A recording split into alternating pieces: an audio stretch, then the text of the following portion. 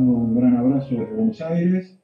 Tal como estaba en nuestros planes, vamos a tener hoy la segunda teleclase de nuestro programa de Management Consciente, por supuesto a cargo de César Greenstein,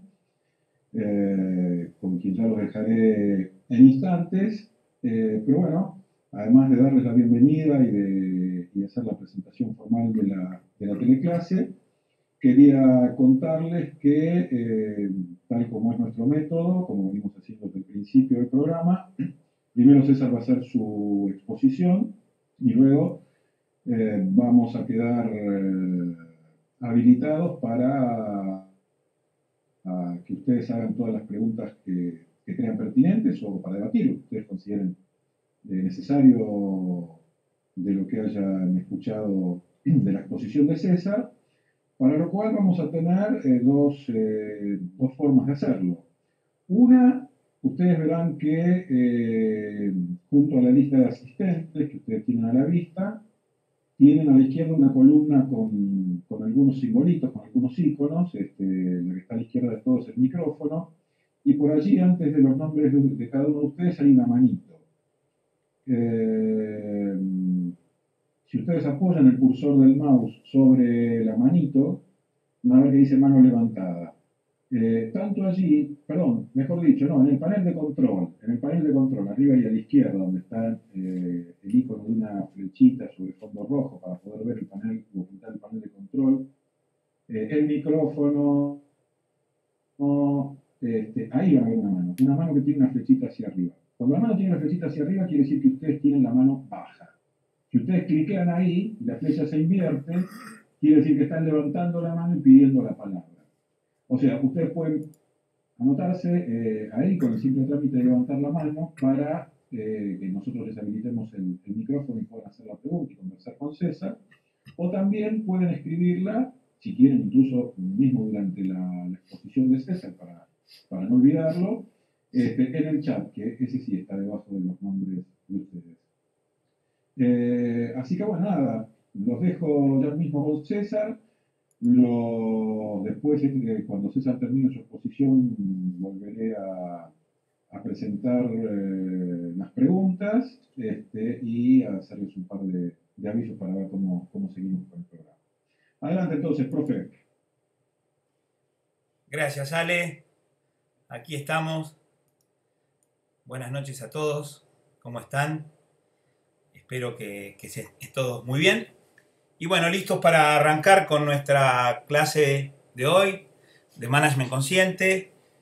Me gustaría recordarles que si bien nosotros tenemos dividido, por decir de alguna manera, o llamarlo de alguna manera, el programa en Economía y Management, el programa general, el programa online, lo que busca es generar un modelo mental y un modelo de aplicación que se nutre de la economía y se nutre del management para comprender la dinámica del mundo de los negocios, ¿no? Podríamos decir que nuestro paraguas es lo que tiene que ver con negocios conscientes. Así que la clase de hoy, la teleclase de hoy, va a intentar, como siempre, mantener esa coherencia. Y como siempre les digo, el propósito de nuestro programa es lograr que las personas que toman decisiones en las compañías, ya sea porque son líderes, gerentes, jefes, porque son dueños de una compañía, porque forman parte del directorio de una compañía, o bien las personas que, como es mi caso y el caso de muchos de ustedes, ayudamos a que el trabajo de las personas que nombré en primer término sea más productivo, que unos y otros logremos cada vez más un más profundo entendimiento del mundo de los negocios. En ese espíritu es que los invito entonces a volver a tener esta clase como lo venimos haciendo. Como bien decía Ale hace un rato, vamos a comenzar con una presentación que preparé y luego me va a encantar conversar con todos ustedes. Así que les pido por favor, si tienen preguntas, no dejen pasar el momento, escríbanlas y envíenlas mediante el chat de preguntas a Ale. Alejandro Lomuto, de manera de que la conversación posterior se haga bien rica. Cuanto más participación haya, más aprendemos todos. No se trata solamente de lo que yo puedo explicar, sino que buena parte de la teleclase ocurre en la interacción que tengamos, y que además ustedes, a medida que van pasando las teleclases, van teniendo cada vez más y más conceptos y pueden digamos, hacer preguntas mucho más divertidas y mucho más desafiantes, e inclusive poder tener opiniones diferentes. Y eso va a enriquecer muchísimo más nuestras teleclases.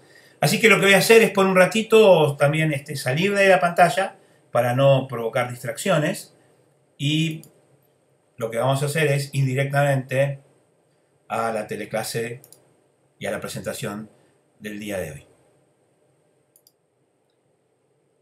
Nuestra teleclase de hoy, entonces, obviamente tiene un título. El título es El arte de inventar problemas, y este título tiene una pequeñísima historia.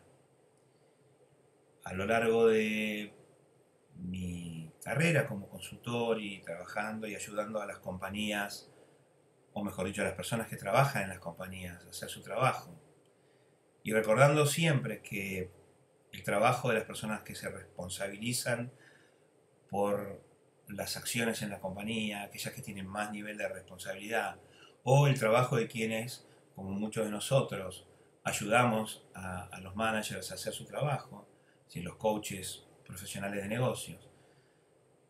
Siempre digo que el trabajo que hacemos tiene 3 grandes dominios de acción. Uno es pensar mejor, el otro es comunicarse mejor, y el otro es manejar mejor los estados emocionales.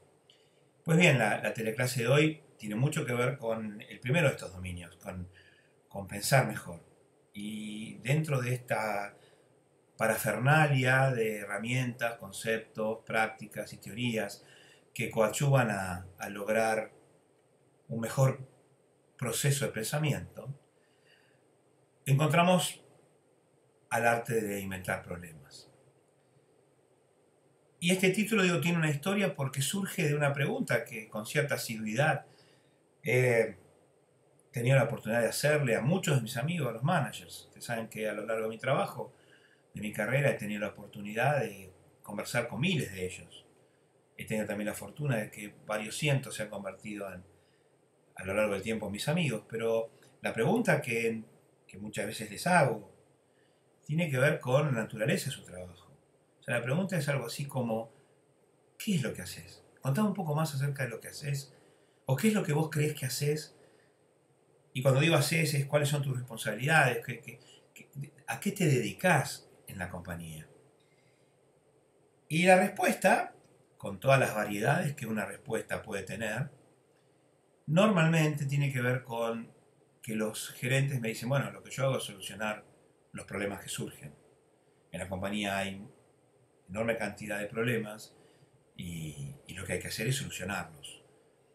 Y por supuesto que esto no deja de ser verdad. Yo no digo que estén equivocados. Lo que en todo caso me parece que esto tiene que ver también, otra vez, con un modelo mental que nosotros vamos a revisar hoy.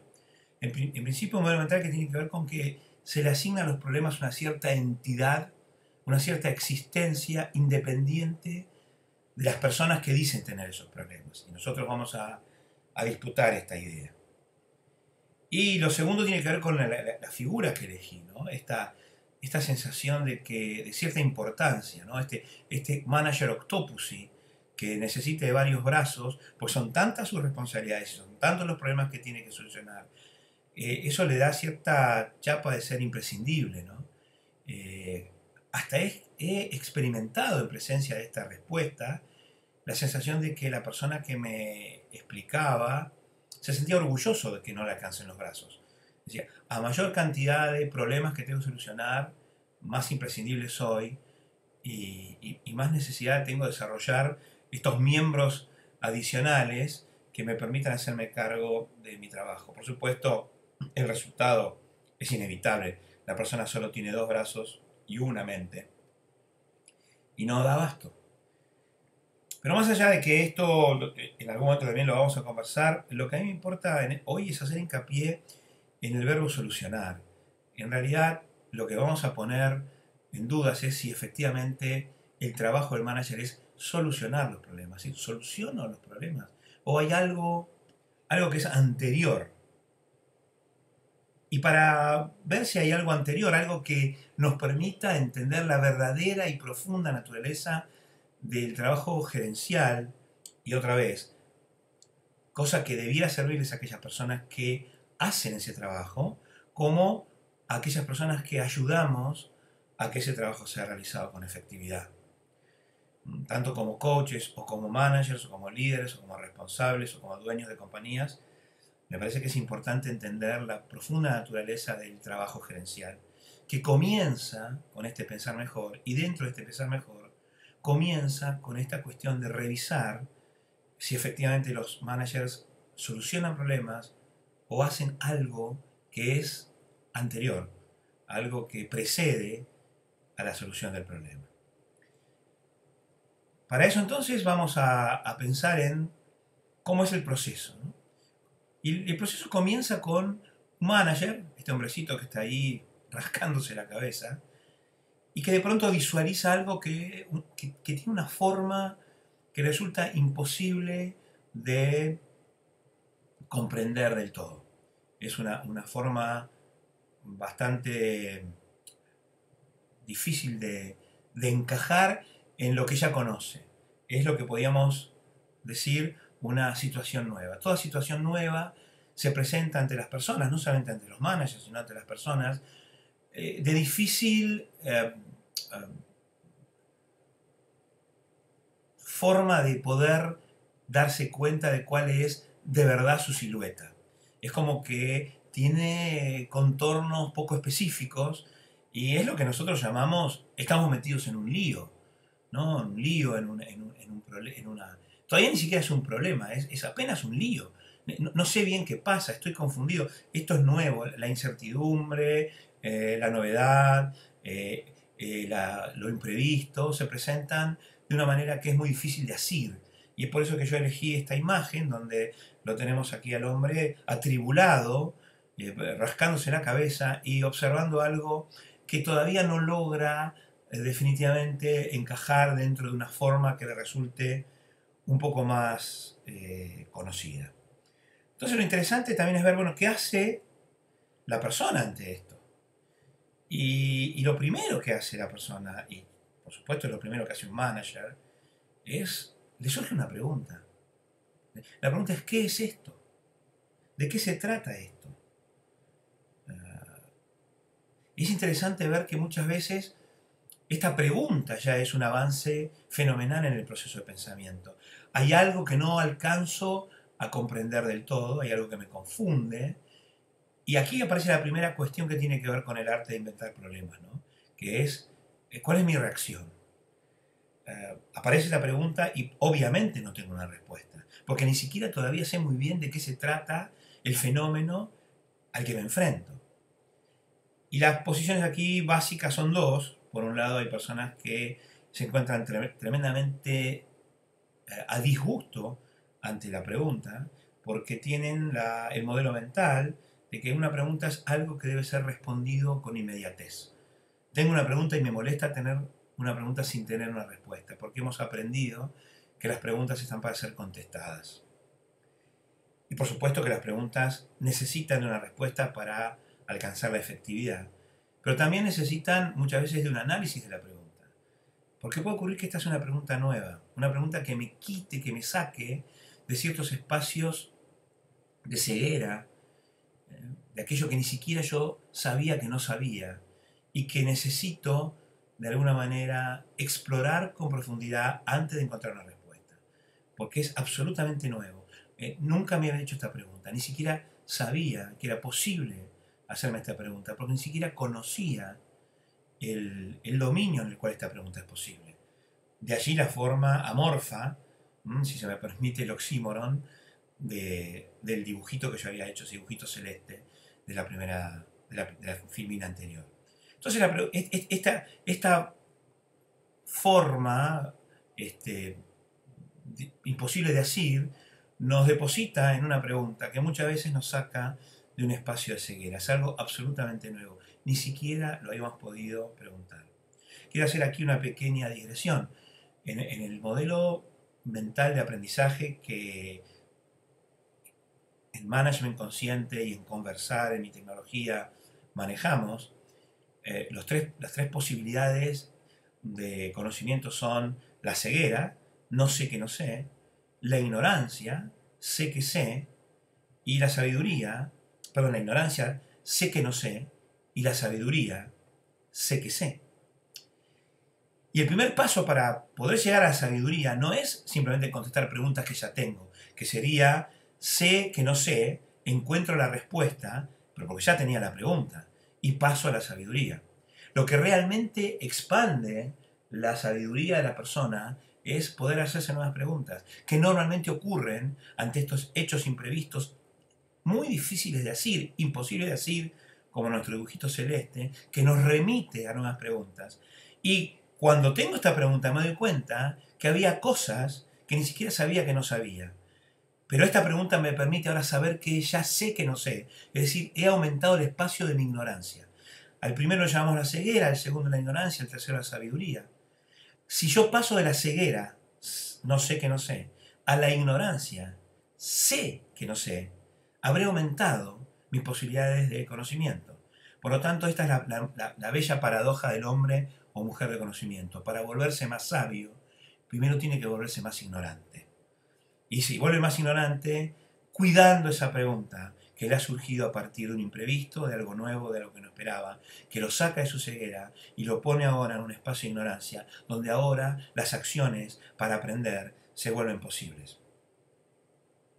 Esta pregunta entonces tiene que ver con la posibilidad de darse cuenta y con la posibilidad de aprender. ¿Cuál es el paso que sigue? El paso que sigue tiene que ver con lo que yo llamo la articulación. Este hombre, atribulado ante una pregunta que no tiene respuesta, pero que consciente de que la respuesta surgirá de un proceso de análisis de la propia pregunta, comienza a articular el hecho, comienza a articular aquello que le resultó imprevisto. Y lo hace, por supuesto, pensando, con un cúmulo de palabras. Y por eso el dibujo tiene que ver con frases, ¿sí? Con una conversación interna que intenta articular un relato de lo que está pasando, de manera tal de depositar a la persona en una comprensión más abarcadora y que le permita de una u otra manera comprender de qué se está haciendo cargo.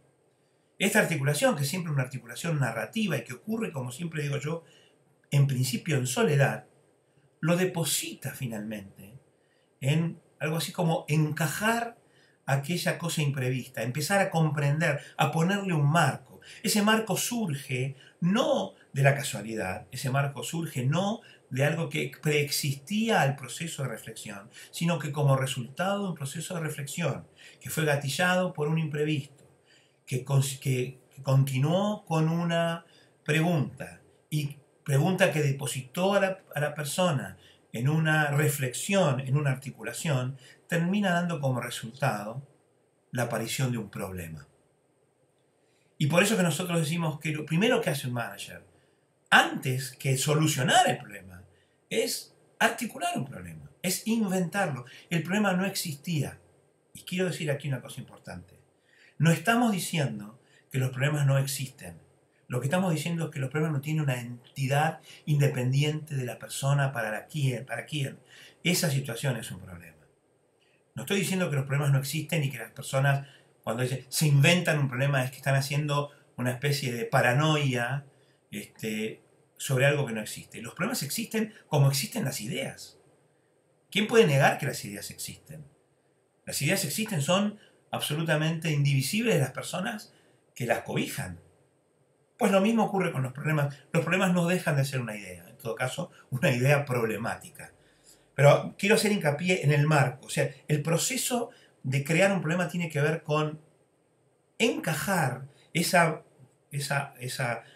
cuestión incierta, amorfa, difícil de asir, en un marco que a partir de los conocimientos previos, de los modelos mentales, de las guías decisorias, de los valores de las personas, de las capacidades para deducir, para inducir, de la forma en que usen o no los distintos sistemas de pensamiento. Nos permitirá a nosotros mejorar o no el problema. O sea, ninguna solución va a ser mejor que el problema que la provoque. Y por eso hablo del arte de inventar problemas. Nosotros, en el pensar mejor, el primer paso es inventar buenos problemas. Problemas efectivos, problemas prometedores, problemas que nos depositen en la efectividad, en la eficiencia, en la productividad y, como nosotros sabemos en nuestra obsesión, en la generación de abundancia. Por eso es tan importante el trabajo que estamos haciendo en el programa, este trabajo que avanza en paralelo entre un modelo mental de economía de la abundancia y un modelo mental de management consciente que utilice esos conceptos y que los convierta en un modelo mental que se depositen en la práctica. La economía nos da un marco conceptual, el management nos da un marco práctico. Y por eso avanzamos necesariamente en forma paralela. Todo lo que decimos en las clases de economía consciente tiene que ver con generar un marco mental que nos permita comprender la filosofía básica de la abundancia y darse cuenta de que es una creación, y que el poder de la mente aquí funciona de una manera explosiva. Y luego lo que nosotros necesitamos es un conjunto de habilidades que tienen que ver, como les decía, con la forma en que la persona hace inducciones, la forma en que la persona deduce, la forma en que fundamenta sus opiniones, la forma en que utiliza los distintos sistemas de pensamiento, sistemas de pensamiento más inmediatos, lo que llamamos intuición, pero también los más reflexivos, que nosotros seguramente iremos viendo a lo largo de nuestra preparación y de nuestro entrenamiento. Pero ya tenemos el problema, o sea, ha surgido el problema que no existía independientemente del manager que lo creó, ahora tiene una entidad que no es propia, que es derivada de los conceptos que el manager puso en juego y que va a depender a mejor problema, a mejor manager, mejor problema. Por supuesto, esto es solo el inicio de la cuestión, porque ahora sí aparece lo que mis managers amigos me dicen, bueno, y ahora hay que solucionarlo. ¿Y qué es lo que hacemos para solucionar un problema? Bueno, lo que hacemos es hacer una especie de Sherlock Holmes. Tenemos que empezar lo que podríamos llamar una búsqueda. Esa búsqueda es una búsqueda que comienza en soledad, comienza poniendo la lupa sobre las cuestiones que nos atañen, las cuestiones que nos involucran, las cuestiones que nos interesan, y esa búsqueda nos deposita en explorar conocimientos que ya teníamos, en adquirir nuevos, y por supuesto esta búsqueda nos convoca también a pedir ayuda, y aquí es donde el pensamiento va a requerir de la otra habilidad que yo siempre menciono, que es comunicarse mejor. O sea, aquí va a empezar todo un proceso donde no solamente voy a reflexionar en soledad, sino que voy a, en muchos casos, compartir con mi equipo de trabajo, con mis colaboradores, con consultores. Aquí, por eso es tan importante desde el punto de vista del coaching, entender que esta es una parte importantísima de nuestro trabajo como coach profesionales de negocios. Asistir a los managers en esa búsqueda, entregándole recursos, entregándole sistemas, entregándole procesos, haciéndole de espejo, ayudándolos a pensar, coordinando las acciones con el resto de las personas que pueden ayudarlos, constituir la red de ayuda de ese manager, etc. Esta búsqueda, que como digo empieza en soledad y luego empieza a generarse a través de una red de ayuda, nos deposita en lo que nosotros podemos decir sería la solución del problema. Y la solución es aquello que rodea el problema y que lo encaja. Es decir, teníamos un lío amorfo, un lío difícil de asir, difícil de definir, un proceso mental que atraviesa la pregunta, la articulación, nos permite constituir en un marco al que llamamos problema. Y ese problema precisa una solución que aparecerá solo después de una búsqueda, y esa solución será aquello que encaje perfectamente entre el marco y aquel lío amorfo que nosotros teníamos en principio. Y es a eso a lo que llamamos solución. Por lo tanto, si nosotros ahora vemos todo el proceso completo, surgirán, al verlo en forma sistémica, surgirán algunas conclusiones. El arte de inventar los problemas comienza en una situación nueva, situación que nosotros no elegimos que ocurra. Tiene que ver con lo imprevisto, tiene que ver con lo que se presenta en forma a muchas veces autoritaria, cuando la realidad se impone y algo que no esperábamos, que no sabíamos que iba a ocurrir, se nos presenta y entonces aparece esta cosa, ¿no? El hombre atribulado. Esto nos conduce a la pregunta. Ya ahí hay un montón de habilidades. Piénsenlo como un proceso para aquellos que son coach, como un proceso de coaching. Y para aquellos que no son coach, pero que son responsables de las acciones en una empresa, también mírenlo como un proceso, porque también tiene que ver dónde pedir ayuda. Un coach profesional ayudará primero a manejar un cierto estado emocional ante la situación nueva. Por eso yo no me canso de decir que las personas que acuden a pedirle ayuda profesional a un coach profesional de negocio vienen en un estado emocional muchas veces de angustia o de ansiedad. Y esto tiene que ver con que están en una situación nueva que no pueden manejar porque todavía ni siquiera pueden asir. Y por eso es tan importante en ese momento el proceso de ayudar a la persona a entender qué es lo que necesita, a saber cuál es su brecha, a comprender profundamente la forma de esta situación nueva, que la persona ni siquiera puede expresar correctamente. ¿Y por qué no puede expresarlo? Porque está confusa, porque esa forma le resulta amorfa, y vuelvo con ese oxímoron, le resulta nueva, difícil de explicar. Esta es la enorme dificultad.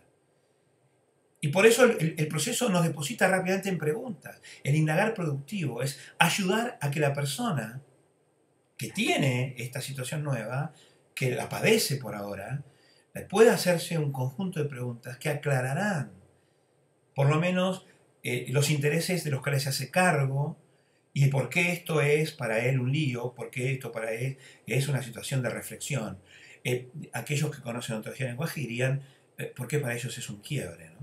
La diferencia que yo siempre hago entre quiebre y desafío es que el quiebre parece ser algo más externo, que ocurre de algo impuesto, mientras que el desafío es algo que ocurre de algo que viene de fuera, pero que rápidamente es incorporado por la persona, que lo toma para sí misma como desafío. Por eso me gusta mucho más la palabra desafío que la palabra quiebre.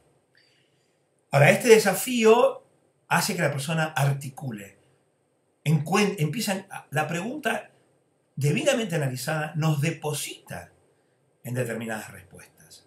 Estas respuestas, que muchas veces son múltiples, muchas veces son contradictorias, precisan también de la asistencia de un coach profesional que ayude a separar unas y otras, que ayude a plantear articulaciones novedosas, distintas, alternativas de los que la persona ya se está haciendo. Y por eso en nuestro modelo de coaching está también visto que el coach haga algunas sugerencias, cosa que en otros modelos no está tan aceptado. Y esta es la razón, esta es la explicación. La explicación es, en esta articulación que la persona hace puede ser enriquecida enormemente por una persona que se dedica casualmente a eso, a inventar articulaciones, que tiene un conocimiento, que es, como me gusta decir, ¿no? Que es este generador de contenidos y que los pone a disposición del manager para que esta articulación sea más rica, para que esta articulación tenga más alternativas, para que esta articulación tenga más posibilidades. Y luego, entonces tenemos el problema. Fíjense que han pasado varias etapas. El problema no es lo primero, por eso yo disputo cuando mis amigos managers me dicen yo soluciono problemas. Espera. Antes que solucionarlos, los creás. Y tal vez vos solo los creás. Y luego tu equipo te asiste en la búsqueda de las soluciones. Pero creo que aquí, al verlo todo en una sola imagen, se ve como esta solución necesariamente es el resultado de una búsqueda. Y esta búsqueda es necesariamente el resultado de un problema que fue creado, y fue creado a partir de N articulaciones posibles, que son a la vez hijas de N, o N a la máxima potencia, preguntas de las cuales hemos aceptado algunas, desechado otras, han quedado en la ignorancia algunas, hemos encontrado respuestas para otras, pero todo tiene que ver con una situación nueva que en principio se presentaba como amorfa y que finalmente, luego de todo un proceso mental y un proceso de colaboración y de diálogo y de comunicación y de pensamiento y de reflexión, nos permite encajar ese problema como si fuera una pieza de rompecabezas que entra perfectamente. Entra perfectamente porque ha sido diseñada a medida. La solución es siempre una solución a medida y esto explica por qué en management no puede haber una receta para la solución ideal. Y eso es una buena noticia para los coaches y también es una buena noticia para los managers. Porque si hubiera soluciones ideales, habría un manual de management y habría computadoras que aplican a cada situación una solución ya predeterminada. La realidad es mucho más coyuntural, la realidad es mucho más imprevista como para que la pueda abarcar cualquier receta. Por lo tanto, esto nos deposita en algunas conclusiones. El arte de inventar problemas es el resultado de dos tipos de inteligencia o de dos tipos de inteligencia en acción. Hay por un lado lo que podríamos llamar la inteligencia erudita. Ese es un tipo de inteligencia, y aquí quiero remitirme a alguna definición más o menos académica. Dice que la inteligencia, la definición de inteligencia erudita es la inteligencia es la capacidad de relacionar conocimientos con objetivos. Esta definición, que no me pertenece, es una definición que he tomado de Allen Newell. Allen Newell fue un profesor de Theory of Cognition en la Universidad de Carnegie Mellon en los Estados Unidos.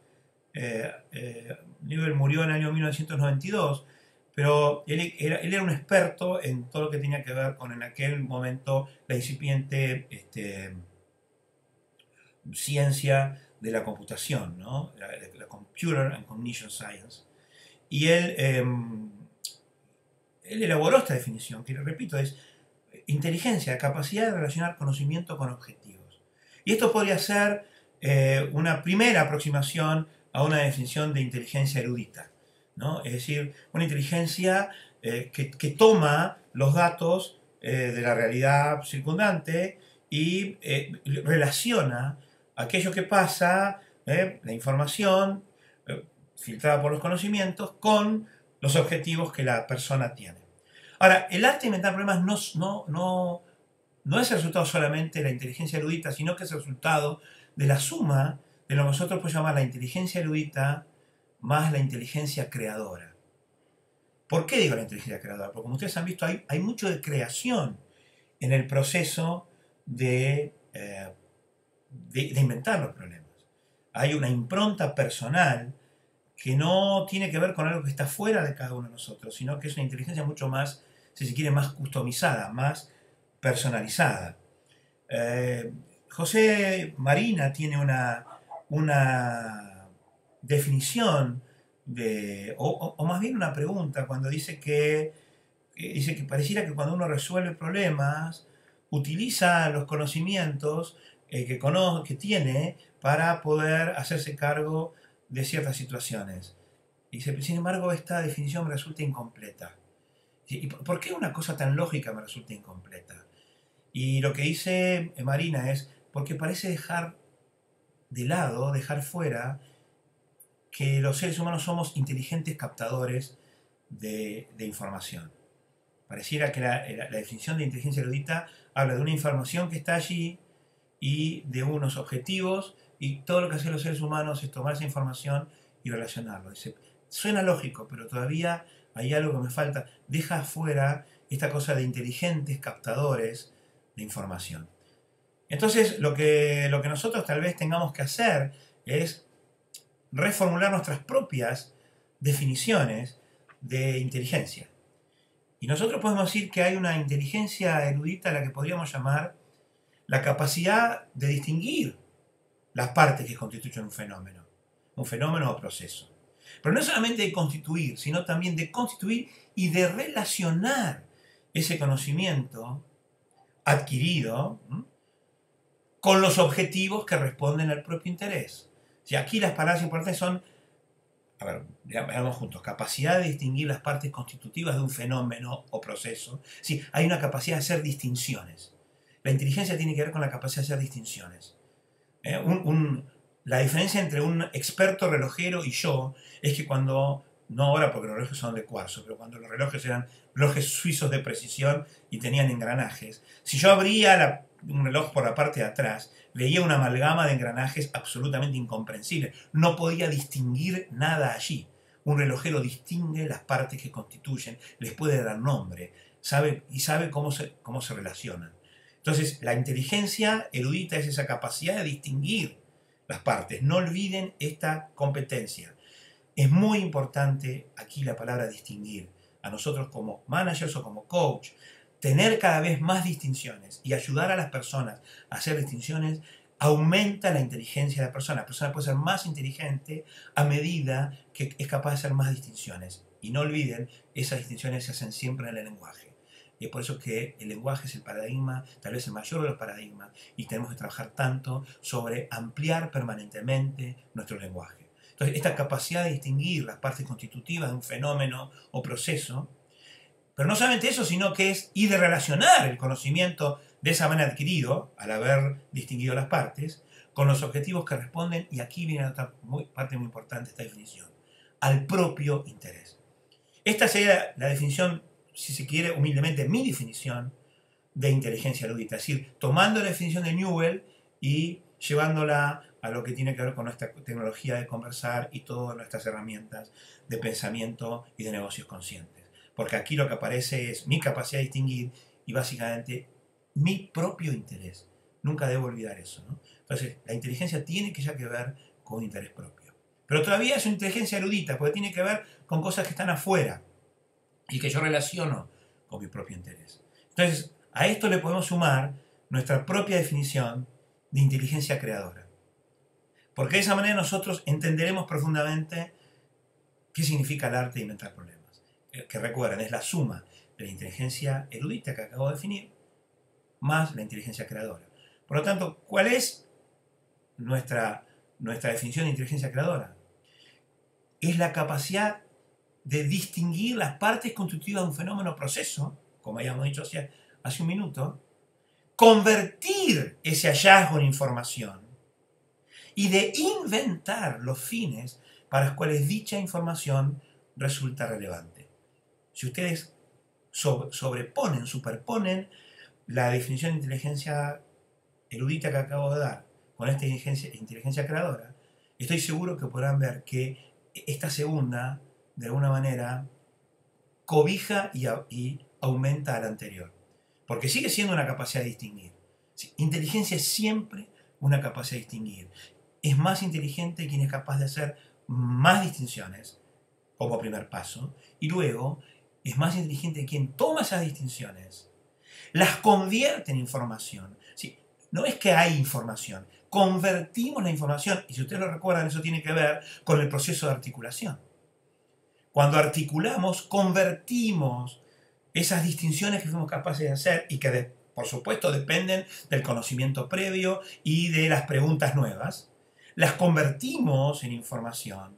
Y una vez que la convertimos en información, eso lo relacionamos con un conjunto de fines que hemos inventado, que no estaban allí afuera, que son inventados por nosotros mismos, por nosotros, por las compañías en las que trabajamos, porque nos apropiamos de los objetivos que las personas que trabajan en la compañía y que tienen mayor responsabilidad o mayor categoría o mayor autoridad que nosotros nos proponen, pero que nosotros al apropiarnos se convierten en nuestros propios fines. Pero es esa capacidad de distinguir, inventar la información, convertir eso en información y de inventar los fines para los cuales dicha información resulta relevante. ¿Y por qué? Y aquí otra vez la palabra inventar, el verbo inventar y el adjetivo relevante tienen muchísima importancia. Porque relevante es una opinión. Y por eso, al ser una opinión, precisa de la invención. Porque lleva la impronta personal. Relevante es relevante para mí o relevante para nosotros. A partir de esa declaración de relevancia, es que yo invento esos fines y a partir de esa invención de fines es que me permitirá a mí relacionarlos con esa información a la que he arribado luego de distinguir las partes constitutivas de un fenómeno o proceso. Es decir, recorremos el camino de atrás para adelante y de adelante para atrás. Teniendo estas dos definiciones de pensamiento, de inteligencia ahora mucho más abarcadora, es decir, el arte de inventar problemas, esta enorme capacidad que tienen los managers que desarrollar y que podemos los coaches ayudar a desarrollar, teniendo esa capacidad de manejar la inteligencia erudita más la inteligencia creadora, eso nos va a permitir a nosotros llegar a una definición de lo que sería para mí la habilidad central en el proceso del arte de inventar problemas, que es lo que nosotros vamos a revisar muchísimo a lo largo de este programa, que es el pensamiento crítico. El pensamiento crítico es una disciplina que nos permite a nosotros mejorar la forma en que pensamos, y por eso cuando yo hablo de pensar mejor estoy hablando de una disciplina o de una responsabilidad, pensar mejor, o de una habilidad que se nutre de una disciplina, de un rigor absoluto, y es el pensamiento crítico. Por lo tanto, para ir finalizando con nuestra definición, con nuestra presentación de hoy, lo que nosotros necesitamos es también tener una definición de pensamiento crítico. ¿Por qué estoy haciendo estas definiciones? Estas definiciones son las que nos permiten distinguir. O sea, si queremos hacer distinciones, lo primero que tenemos que hacer es articular una explicación de cada una de las cosas en nuestro lenguaje. Y tenemos que ser muy precisos. Entonces, el pensamiento crítico es una acción, es la acción de indagar en forma consciente, sostenida y rigurosa los supuestos y creencias sobre los que se estructura el conocimiento de un fenómeno, analizando los fundamentos en los que dicho conocimiento se apoya y las consecuencias posibles de las acciones que convoca. Y quiero aquí revisar profundamente esta definición.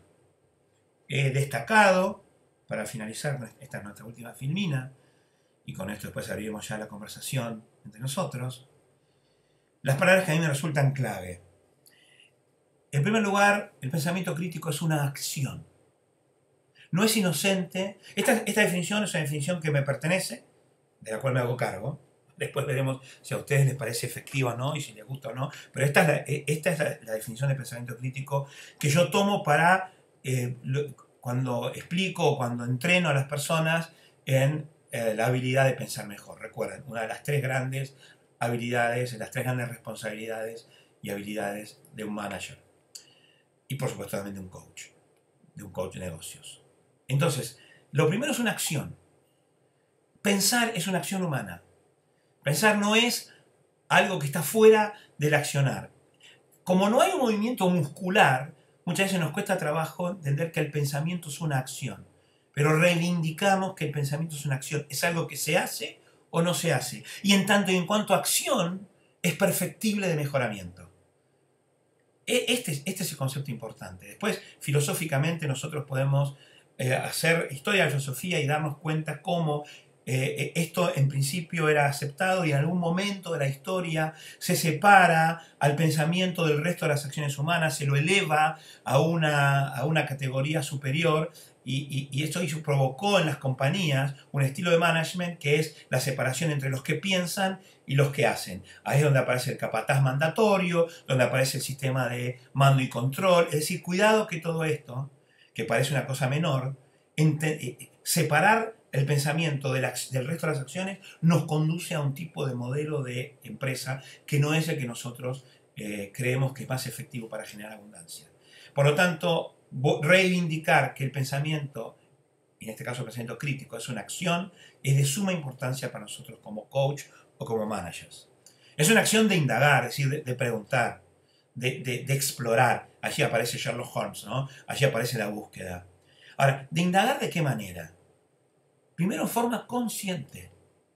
Y aquí aparece esta palabrita que nosotros repetidamente usamos en nuestro programa. Todo lo que consciente implica.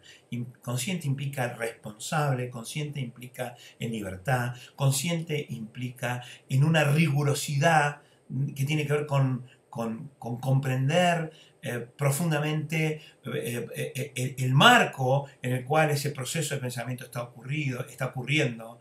Consciente tiene que ver con una posición de protagonismo, con donde los valores tienen mucho que ver. Es decir, es indagar en forma consciente, en forma sostenida. Y aquí sostenida es muy importante. No es, el pensamiento crítico no es algo eventual, algo que ocurre de vez en cuando, algo que responde a una inspiración momentánea. El pensamiento crítico tiene que ver con la tenacidad, el pensamiento crítico tiene que ver con el entrenamiento, el pensamiento crítico tiene que ver con la sucesión de momentos.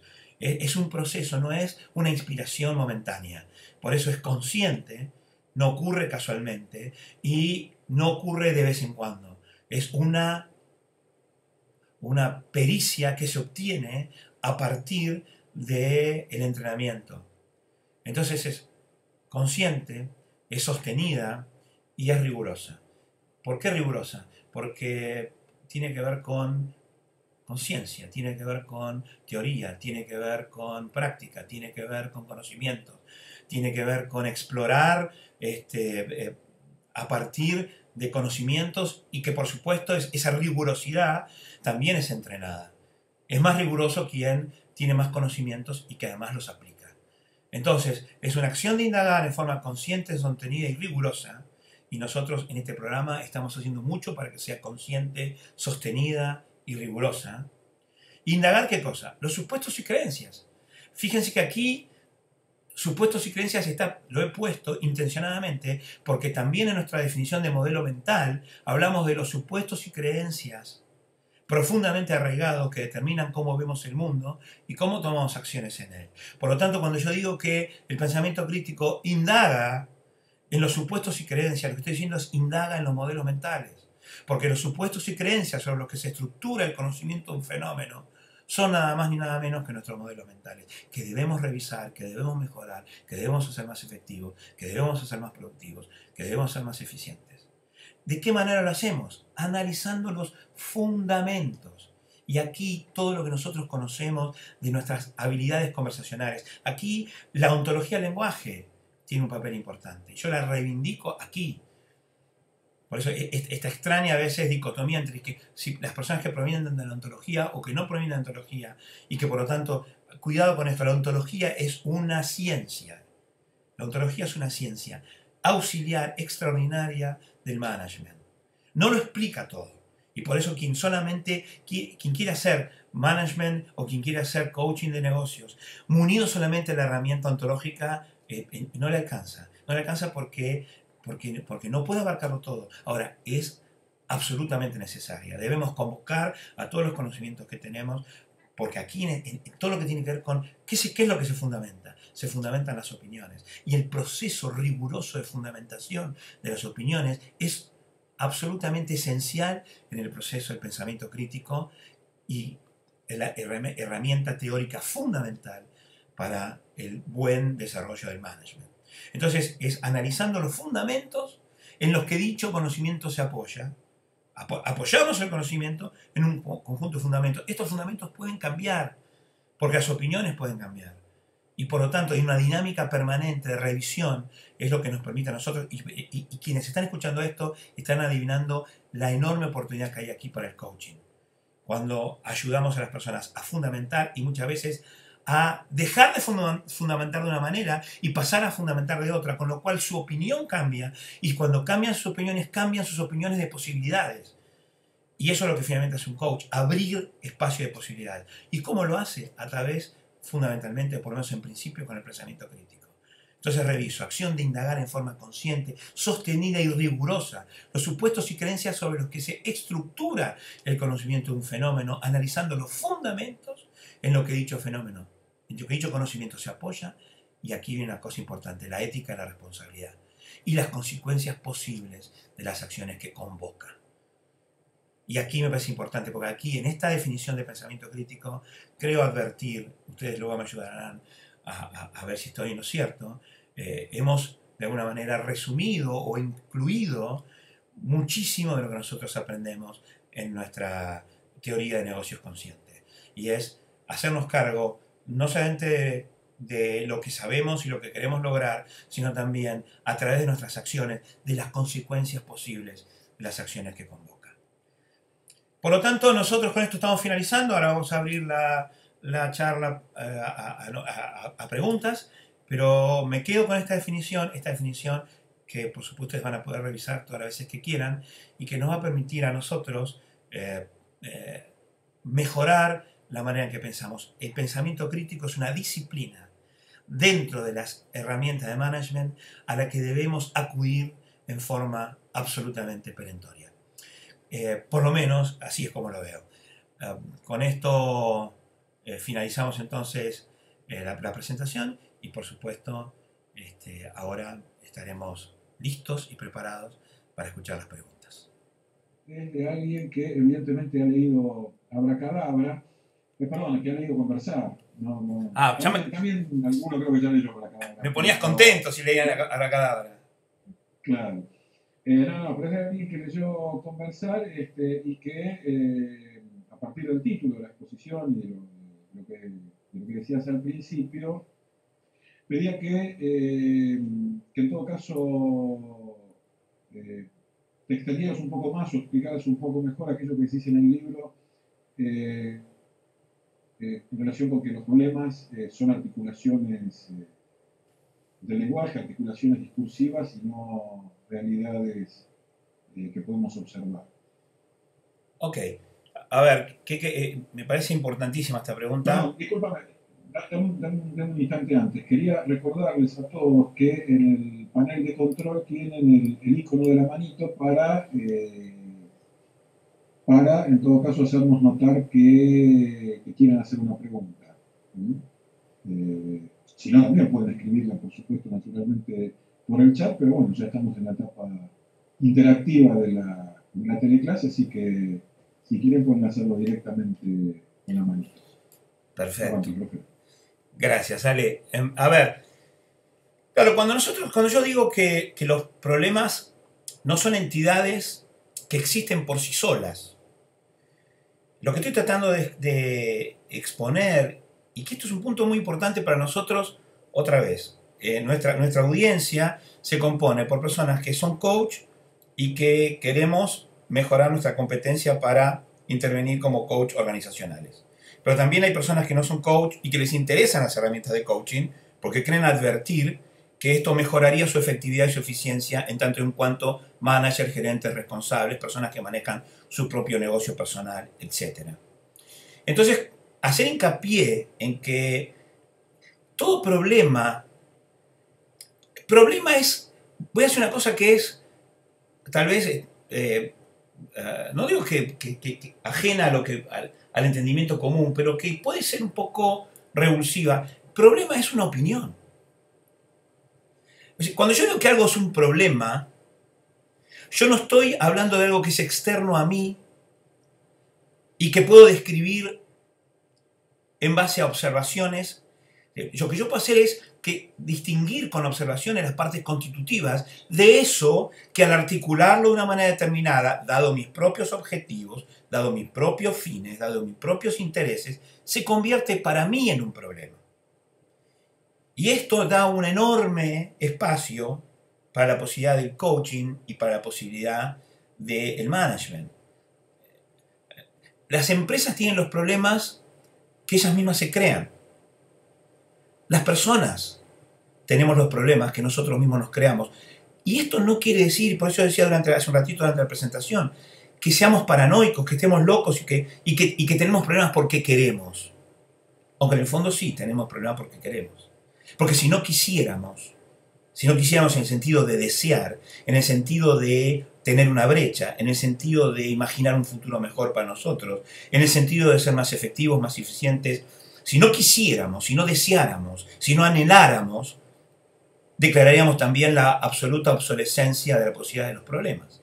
Los problemas surgen como una opinión del observador, del individuo, sobre una situación que no conoce, que se presenta, que en principio es inasible, que luego logra articular, logra generarle un marco, crea ese problema y luego encuentra la solución al problema que él mismo ha creado. Pero los problemas no existen independientemente de las personas. Y aquello que es un problema para mí puede ser una extraordinaria oportunidad para otra persona. De hecho, las personas que trabajamos como coach sabemos que las personas que nos piden asistencia vienen diciendo tengo un problema. Ahora, por suerte tienen un problema, porque cuando ellos tienen un problema nosotros tenemos una oportunidad. Nosotros no diríamos tengo un problema raro, tengo un montón de clientes que tienen problemas. O sea, tengo enormes oportunidades porque tengo un montón de clientes que tienen eso que ellos llaman problemas. Entonces, espero haber sido claro con esto. No estoy postulando que los problemas no existen. Por supuesto que existen. Como decía recién hace un ratito, existen en tanto y en cuanto ideas. Existen en tanto y en cuanto opiniones. Porque pues, si no se va a postular que las opiniones no existen. Las opiniones existen en tanto en cuanto alguien las inventa, alguien las tiene, alguien las sostiene, alguien las genera. Y una vez que alguien las generó, existen. Y vaya si existen. Y la historia de la humanidad nos demuestra que son tan poderosas las opiniones que uno podría explicar todo el discurrido de la humanidad simplemente por las opiniones que se fueron generando en cada momento y las distintas personas y las opiniones prevalentes en las distintas sociedades. Así que cuando hablo de esta cuestión de los problemas, estoy tratando de explicar esto y quiero hacer mucho hincapié en que tenemos allí una enorme oportunidad de intervención. No sé si con esto, espero que haber sido claro y efectivo en la explicación, ¿no? ¿Tenemos alguna manito levantada, Ale, o alguna otra pregunta? Sí, no veo todavía una manito levantada, no sé si será efecto de... A ver, ahí hay una mano levantada de un falso Alejandro Lomuto que yo sé quién es. Es nuestro amigo Alex Visic. Así que vamos a darle... Ahí está, ahí tenés aire, Alex, ¿cómo estás? ¿Se me escucha? Sí. Perfectamente. Primero mis disculpas porque llegué unos minutos tarde y tal vez por eso tengo un poco la duda, pero lo que pasa es que en la primera sesión, claro, veíamos que pensar bien era una habilidad de management, pero cuando veo hoy día la presentación, me hago la pregunta un poco pensando en los managers, pero también pensando en los que no lo son, ¿eh? Que desde esta perspectiva, ¿cuál sería el límite del management? ¿Cuándo habría y cuándo no? Porque lo sentí suficientemente abarcador, como que casi no tuviera límite, digamos. Entonces, ¿cuál sería el marco donde empezaría a haber management y cuál sería el que no? Porque pensamiento crítico me imagino que siempre. Entonces, ahí como que se me perdió un poco el límite. No sé si es porque yo llegué medio perdido, porque me perdí unos minutos al comienzo, pero me pasa como que me cuesta encontrar el límite. A ver, no creo que sea porque hayas llegado. No creo haber dicho algo tan esclarecedor en los minutos que te perdiste como para que... Claro, no, de ninguna manera. Seguramente tiene que ver o con mi explicación o con lo que estamos postulando. A ver, por supuesto que... Voy a empezar por el final. Por supuesto que el pensamiento crítico puede existir en cualquier ámbito de la actividad humana, no necesariamente del management. Uno puede pensar críticamente en situaciones que no tienen que ver con una toma de decisiones en una compañía. A ver, si lo que hacemos es circunscribir el management a lo que ocurre en las compañías. Ahora, ¿cuáles son los límites del management? Bueno, en mi opinión, management es todo lo que ocurre en un proceso que va desde las ideas a las acciones concretas. Todo lo que queda ahí en el medio, comprendido. Ya que querías límites, Alex, el límite superior, por ponerlo de alguna manera, en una forma más o menos gráfica, serían las ideas. El proceso de management necesita de alimentarse de ideas permanentemente. Estas ideas surgen, primero, como habíamos visto en la presentación y como venimos sosteniendo, también lo vimos en la presentación anterior, la economía del consciente, primero surge como una conversación interna que tiene un individuo. Así surgen las ideas. Las ideas surgen primero como una conversación con uno mismo, una conversación interna. Eso ocurre primero a nosotros. Esas ideas, esas conversaciones, terminan siendo ideas y es un cierto tipo de conversación, la conversación de reflexión, la conversación para posibles conversaciones. Ahí ya empieza el management y ahí es su límite superior. Y luego el management tiene que ver con lograr que esas ideas pasen a la acción, porque solo la acción genera resultados. El mundo no nos conoce por nuestras ideas. El mundo no tiene, cuando digo el mundo digo los demás, no tienen ninguna posibilidad de conocernos por la excelente calidad de nuestras ideas. Primero porque no saben cuáles son nuestras ideas. No existe en el sistema nervioso central de los individuos una glándula adivinatoria de las ideas ajenas. Para que alguien conozca mis ideas, yo debo llevarlas, primero debo explicarlas. Por eso es tan importante la conversación de reflexión conjunta, o sea, el diálogo. Empieza, el límite superior del management empieza con una idea propia. Luego, esa conversación de reflexión empieza a ser multidimensional, empieza el diálogo. En el diálogo yo enriquezco mis propias opiniones con las opiniones de los demás. Hay todas las habilidades que vos conocés, Alex, y que tienen que ver con el comunicarse mejor, y que tienen que ver con todas las herramientas conversacionales, de conversaciones difíciles, etc. Son utilísimas, pero ahí están ocurriendo dos cosas simultáneas. Yo estoy pensando, y trato de pensar mejor, y estoy comunicando, estoy tratando de comunicar mejor. Y ahí estoy otra vez. El límite superior empieza en mi conversación interna, es en las ideas, luego pasa por ideas compartidas. Esto en el proceso de management desemboca siempre en declaraciones, es decir, en toma de decisiones. Y eso sigue luego, una vez que se tomó una decisión, pasa a las conversaciones de acción propiamente dichas, es decir, el manejo de compromisos, que nos depositan los planes de acción, en la táctica, en la implementación. Y esa implementación nos lleva a los resultados, y podríamos decir que los resultados son el límite inferior del management. Todo lo que ocurre entre el surgimiento de la idea y el resultado, eso es management.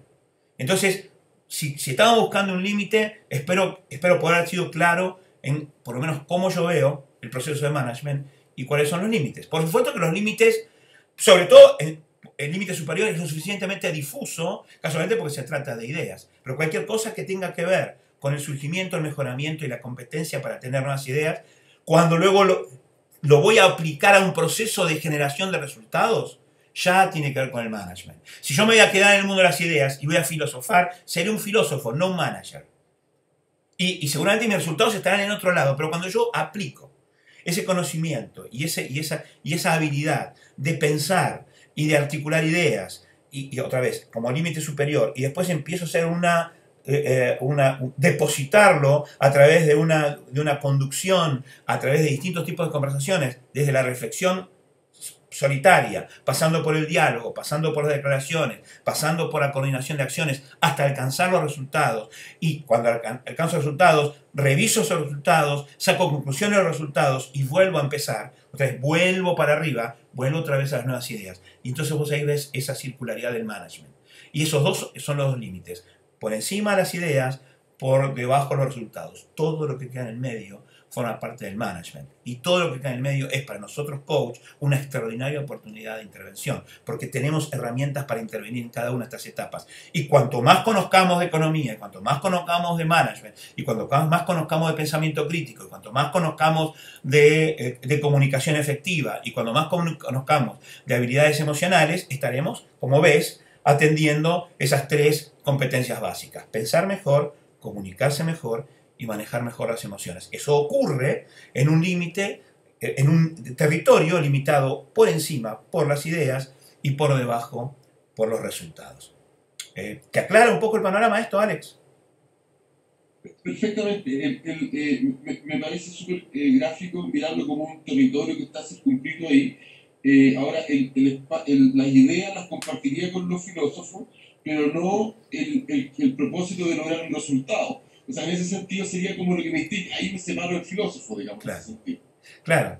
Bueno, es una buena manera de verlo, ¿no? Pero nos apartamos de la filosofía, pero en el doble sentido de apartarse, que quiere decir partir de allí y alejarse, como un barco que parte y se aparta de su puerto, pero no reniega de él.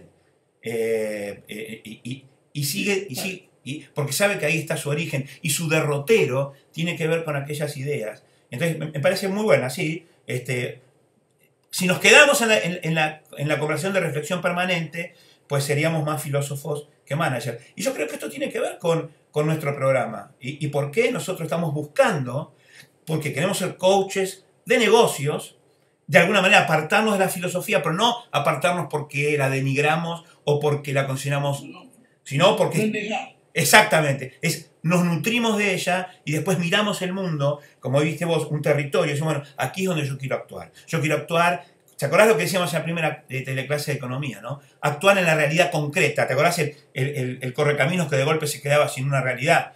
No nos puede pasar eso, tenemos que actuar en una realidad concreta porque nuestro compromiso es el de generar resultados, porque queremos crear abundancia. Compromiso que el filósofo no ha tomado, o sea, no necesariamente el filósofo quiera eso, pero sí nosotros. Entonces, con ese compromiso, nosotros buscamos la abundancia a través de la generación de resultados.